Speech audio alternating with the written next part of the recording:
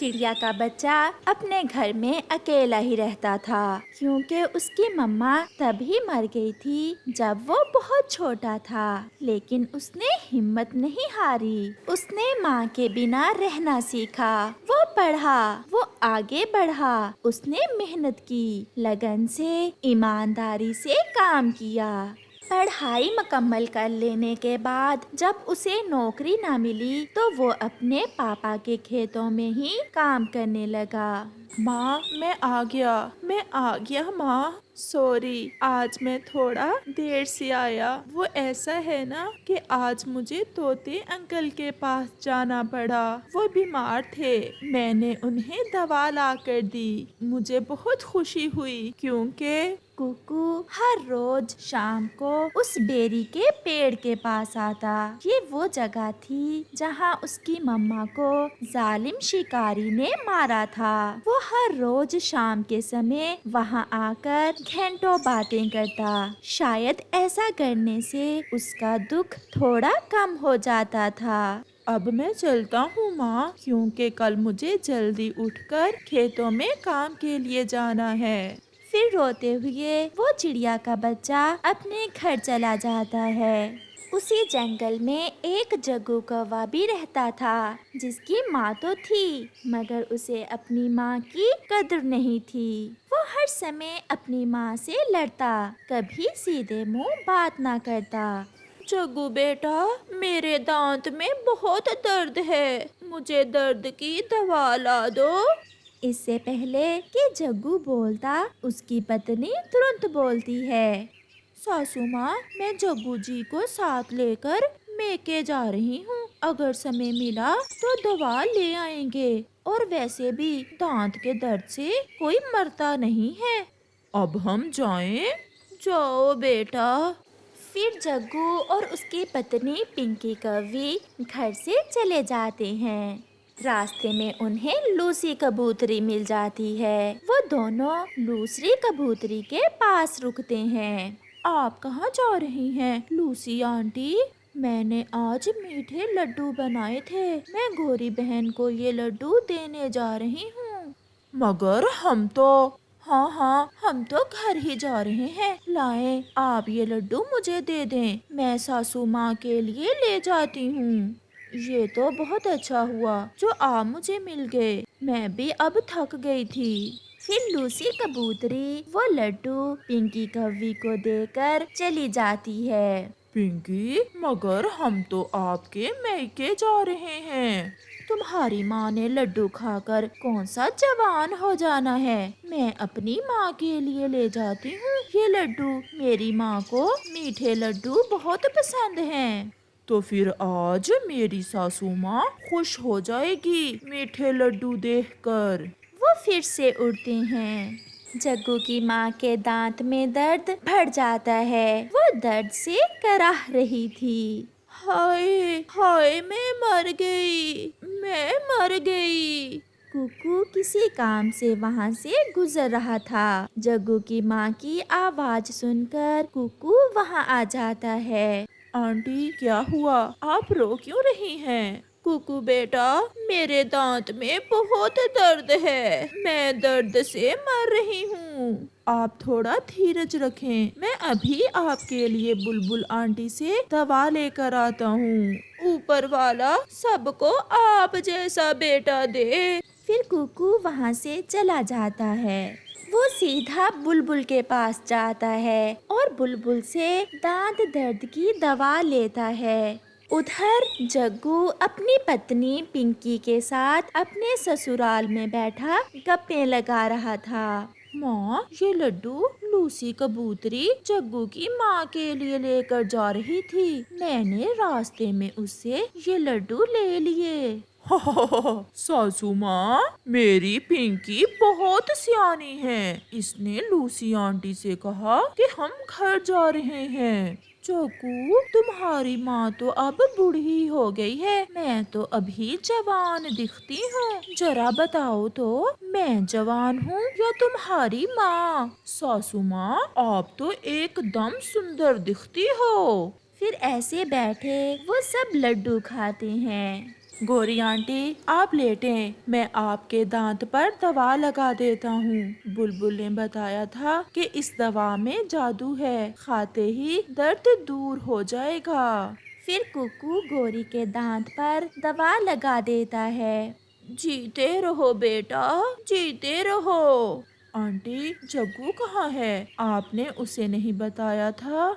बताया था, मगर वो अपनी पत्नी के साथ ससुराल चला गया। फिर कुकू अपने काम पर चला जाता है। सुनो, अब उस बूढ़ी को निकालो घर से। 2-4 दिन में वो उड़ने लायक भी नहीं रहेगी। फिर कैसे संभालोगी तुम उस बूढ़ी कौवी को? माँ, देखने में बूढ़ी लगती है, परंतु खाती 5 कौवों जितना है। पेट ही नहीं भरता उसका। फिर पिंकी की माँ उसके कान में कोई बात बताती है। मैं ऐसा ही करूँगी माँ, आप चिंता ना करें। जग्गू जो कहीं गया हुआ था वो भी आ जाता है। चले पिंकी, अब तो शाम होने वाली है। रास्ते से माँ के लिए दांत के दर्द की दवा भी लेनी है। कोई जरूरत नहीं, सीधे घर जाना। दांत का दर्द कुछ देर बाद खुद ही ठीक हो जाता है। फिर जग्गू और पिंकी वापस घर के लिए उड़ते हैं। ऐसे ही कुछ दिन गुजर जाते हैं। जग्गू कौवा नदी पर गया हुआ था। अब मैं माँ की बताई हुई योजना पर काम करती हूँ। ऐसा सोचते हुए पिंकी अपना हार अलमारी से निकालकर अपनी सास के संदूक में रख देती है। अब निकलेगी बुढ़िया घर से और इसे निकालेगा इसका अपना ही बेटा। फिर वो भागी भागी जग्गू के पीछे जाती है। जग्गू, जग्गू, जल्दी चलो, जल्दी घर चलो। पिंकी, बताओ तो हुआ क्या है? जग्गू, मेरा सोने का हार अलमारी में नहीं है। मैंने बहुत ढूंढा मगर मिल नहीं रहा। एक वो हार ही तो था हमारे पास, जिसे बेचकर मैंने अपना घर खरीदना था। तुमने वो भी गुम कर दिया। फिर जग्गू जल्दी से अपनी पत्नी के साथ घर जाता है। माँ, पिंकी का हार तो नहीं देखा आपने? नहीं बेटा, मुझे कौन सा बहू कोई चीज देती है। तो फिर चुरा लिया होगा तुमने। मुझे तो तुम पर ही शक है। सासू माँ बहुत घूर घूर कर देख रही थी आप मेरे हार को, उस दिन जब मैं मैके गई थी। बहू, ऐसा तो ना कहो। मैं क्या अपने ही घर से चोरी करूँगी? जग्गू, आप सासू माँ के संदूक में देखें, मुझे पूरा विश्वास है हार इस संदूक में ही होगा। मैंने कल ही संदूक में अपनी ऐनक रखी थी, वहाँ कोई हार नहीं है। देख लेने में क्या हर्ज है? ऐसा कहते हुए जग्गू संदूक खोलता है। मिल गया, मिल गया। पिंकी, तुम्हारा हार मिल गया। जग्गू जी, मैं ना कहती थी ये चोरी सासू माँ ने ही की है। सासू माँ, अब मेरा आपके साथ गुजारा करना बहुत मुश्किल है। अब यहाँ मैं रहूँगी या आप? ऐसा नहीं हो सकता बहू, मैंने कोई चोरी नहीं की। फिर संदूक में वो हार कैसे आया? जग्गू जी, मैं अपने मैके जा रही हूँ। जिस दिन सासू माँ को घर से निकाल दोगे, मैं वापस आ जाऊंगी। पिंकी, ऐसा ना करें, मेरी तरफ देखें, इसमें मेरा क्या कसूर है? माँ, आपने भी आज हद ही कर दी। मैं सोचता था कि पिंकी आपके ऐसे ही खिलाफ है। आज देख लिया अपनी आँखों से। बहू, खुश रहो। और बेटा जग्गू, मैं जा रही हूँ। जग्गू खामोश था जब उसकी माँ अपना कुछ सामान लेकर घर से निकल जाती है। वो उड़ती हुई थक जाती है और बेरी के पेड़ पर बैठ जाती है। माँ, आज पूरा 1 साल बीत गया, परंतु आज भी मुझे ऐसा ही लगता है कि आप हर समय मेरे साथ हो। इस बार चावल की फसल भी अच्छी हुई है। माँ, कल मैं आपके लिए चावल बना कर लाऊंगा। गोरी ऊपर बेरी के पेड़ पर बैठी ये सब सुन रही थी। मुझे अपने घर ले जाओ बेटा, आज से मैं आपकी माँ हूँ। मुझे मेरे बेटे जग्गू ने घर से निकाल दिया है। आंटी, ये जिंदगी भी अजीब है। कोई माँ के लिए रोता है तो किसी को माँ की कदर नहीं है। आंटी नहीं, माँ, बेटा माँ कहो मुझे। फिर कुकू गोरी को अपने साथ अपने घर माँ बनाकर ले जाता है। अब ये तो समय ही बताएगा कि पिंकी की अपनी बहू उसके साथ कैसा व्यवहार करती है। हमारा बच्चा अभी ज्यादा छोटा है, आप थोड़े दिन बाद चली जाना अपनी माँ जी से मिलने। गुड़िया के पापा, आप तो जानते हैं मैं कई दिनों से घोंसले में ही हूँ। कई दिन अंडे पर बैठे रहने से मैं बहुत कमजोर हो गई हूँ। माँ के जंगल में भोजन की भी कोई कमी नहीं है। कुछ दिन वहाँ रहकर मैं स्वस्थ हो जाऊंगी और फिर मैं लौट आऊंगी।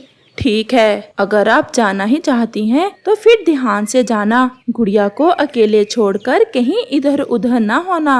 मैं अपनी गुड़िया का खुद से भी ज्यादा ध्यान रखूंगी। फिर मम्मा चिड़िया अपनी छोटी सी गुड़िया को उठाकर अपनी माँ वाले जंगल की तरफ उड़ती है। अपनी बेटी के साथ उसका पहला सफर था, उस कारण वो चिड़िया बहुत खुश थी। फूल खिले हुए थे, इसलिए पूरे जंगल में हर तरफ खुशबू ही खुशबू थी, जिसे वो छोटी गुड़िया भी महसूस कर रही थी। जंगल के उस पार नदी आ जाती है। मम्मा चिड़िया थोड़ी देर वहाँ रुकने का सोचती है। जब मेरी गुड़िया बड़ी हो जाएगी तो फिर अकेले ही अपनी नानों से मिलने जाया करेगी। क्या हुआ, चुप है मेरी गुड़िया, भूख लगी होगी। मम्मा चिड़िया इधर उधर देखती है, परंतु उसे वहाँ कुछ भी खाने को नजर नहीं आता। यहाँ तो कुछ भी नहीं है, मैं अपनी गुड़िया को क्या दूँ खाने को। ऐसे सोचते हुए मम्मा चिड़िया दुखी हो जाती है। फिर वहाँ एक बहुत सुंदर सी चिड़िया आ जाती है, जिसके पास एक पका हुआ फल था। ये छोटी गुड़िया तो बहुत सुंदर है, क्या ये आपकी बेटी है? हाँ, ये मेरी ही बेटी है। मैं अपनी बेटी को लेकर अपनी माँ जी के जंगल जा रही हूँ। आपकी बेटी तो सच में बहुत सुंदर है, क्या मैं थोड़ी देर आपकी बेटी से खेल लूं? हाँ, क्यों नहीं, आप खेल ले मेरी बेटी से। लो ये फल खाओ गुड़िया, बहुत मीठा फल है। गुड़िया को भूख लगी हुई थी, मैं भी यहाँ कोई फल ही देख रही थी गुड़िया को देने के लिए। क्या आपने नदी से पानी पी लिया? नहीं, मैं तो अभी रुकी थी, अभी तो नहीं पिया पानी मैंने। मैं गुड़िया के पास ही हूँ, आप पानी पी लें। फिर मम्मा चिड़िया नदी से पानी पीने नदी के पास जाती है। ये गुड़िया बहुत सुंदर है, अगर मैं इसे इस चिड़िया से छीनकर भाग जाऊं तो किसी को पता नहीं चलेगा। ऐसा सोचते हुए वो चिड़िया गुड़िया को उठाकर वहाँ से उड़ जाती है। रुको, ये क्या, आप मेरी बेटी को लेकर कहाँ जा रही हैं? मम्मा चिड़िया भी अपनी बेटी के पीछे उड़ती है। थोड़ी ही दूर मम्मा चिड़िया उस चिड़िया को रोक लेती है। आपने मेरी बेटी से थोड़ा प्यार करने का कहा और मेरी बेटी ही लेकर भाग रही हैं। क्या कह रही हैं आप? ये बेटी तो मेरी है, जाओ, क्यों मेरी बेटी को अपनी बेटी कह रही हो? ये सुनकर मम्मा चिड़िया तो रोने लग जाती है। आप ऐसा झूठ क्यों बोल रही हैं? और आप मेरी बेटी को मुझसे क्यों छीन रही हैं? भगवान के लिए मुझे मेरी बेटी वापस दे दें, मुझे देर हो रही है। देर हो रही है तो फिर जाओ, मैं अपनी बेटी किसी को नहीं दूंगी। ऐसा कहते हुए वो चिड़िया भी झूठ के आंसू रोने लग जाती है। शोर सुनकर वहाँ कबूतर, तोता और दूसरे पक्षी भी आ जाते हैं। ये शोर कैसा है? आप क्यों एक दूसरे से लड़ रही हो? ये पागल बुढ़िया मेरी बेटी को अपनी बेटी कह रही है और मुझसे मेरी बेटी मांग रही है। ऐसा नहीं है, ये झूठी है। ये मेरे पास आई और मेरी बेटी से खेलने के बहाने मेरी बेटी लेकर भाग निकली। कृपया करके आप मुझे मेरी बेटी वापस ले दें। दोनों चिड़ियाओं की कहानी सुनकर पक्षी बहुत हैरान थे कि उन दोनों में सच्चा कौन है और झूठा कौन। मुझे पूर्व वाले जंगल जाना है, रास्ता खतरनाक है, मुझे जाने दें, प्लीज मुझे जाने दें। मैं अपनी बेटी के साथ अपनी माँ से मिलने जा रही थी। मेरी माँ मेरा इंतजार कर रही होगी। आप सब हकीकत को समझें और मेरी बेटी मुझे वापस लेकर दें। अब तो इन दोनों का फैसला करना ही होगा। इन दोनों में से झूठी चिड़िया की पहचान करना होगी। परंतु हम कैसे पहचान कर सकते हैं कि इनमें से झूठी कौन है और सच्ची कौन है? शोर सुनकर वहाँ कौवा और कौवी भी आ जाते हैं। तोता सारी कहानी कौवे और कौवी को सुनाता है। तो ऐसा है, हम अपने जंगल में ऐसा जुल्म नहीं होने देंगे। ये बच्ची जिसकी है उसे ही मिलेगी। आप दोनों इस बच्ची को दोनों पंखों से पकड़ो और अपनी अपनी तरफ खींचो। जो ताकत में ज्यादा होगी वो इसे अपनी तरफ खींच लेगी और ये बच्ची भी उसी की होगी। मैं सब करूँगी, अपनी बच्ची को पाने के लिए मैं सब करूँगी। मैं अपनी पूरी ताकत लगा दूंगी और छीन लूंगी अपनी बेटी। ये आप सबका कैसा न्याय है? मेरी बेटी बहुत छोटी है। ऐसे जोर लगाने से मेरी बेटी के पंख टूट जाएंगे। पंचायत का फैसला तो मानना ही पड़ेगा। जो नहीं मानेगा वही झूठा साबित होगा। फिर वो दोनों चिड़ियाएं गुड़िया को एक एक पंख से पकड़ लेती हैं और अपनी अपनी तरफ खींचने लगती हैं। परंतु असल मम्मा चिड़िया अपनी बेटी के पंख टूट जाने से डर रही थी और वो जोर लगाने की बजाय अपनी बेटी को छोड़ देती है। अगर आप सबका न्याय यही है तो मैं हार गई। मैं कैसे अपने ही पंखों से अपनी गुड़िया को नोच सकती हूँ? अब मुझे जाने दें। सबने देख लिया, मैं जीत भी गई और मैं ताकत में भी ज्यादा हूँ इस बूढ़ी चिड़िया से। वो गुड़िया को साथ लेकर उड़ने ही वाली थी कि सब पक्षी उसे रोक लेते हैं। हमें दो ये बच्ची। अगर ये तुम्हारी बेटी होती तो कभी भी तुम ऐसे जोर से इसके पंख ना खींचती। जो असल मम्मा थी वो अपनी बेटी की जान की चिंता कर रही थी और तुम केवल छीनना चाहती थी, चाहे इस गुड़िया के पंख ही टूट जाते। ये न्याय नहीं है, बात तय हुई थी। सीधे से इसे इसकी असल माँ के हवाले कर दो, नहीं तो हम सब मिलकर ले आप तो मारने पर उतर आए। फिर वो चिड़िया गुड़िया को उसकी माँ के हवाले करके वहाँ से भाग जाती है। किसी राह जाते पर विश्वास करना हमेशा मुसीबत में डाल सकता है। मुझे आज अच्छा सबक मिल गया कि मैं कभी किसी राह जाते का विश्वास नहीं करूँगी। फिर वो चिड़िया अपनी बेटी को साथ लेकर वहाँ से आगे बढ़ती है। इस कहानी से हमें सीख मिलती है कि हमें कभी भी किसी राह चलते अजनबी का विश्वास नहीं करना चाहिए।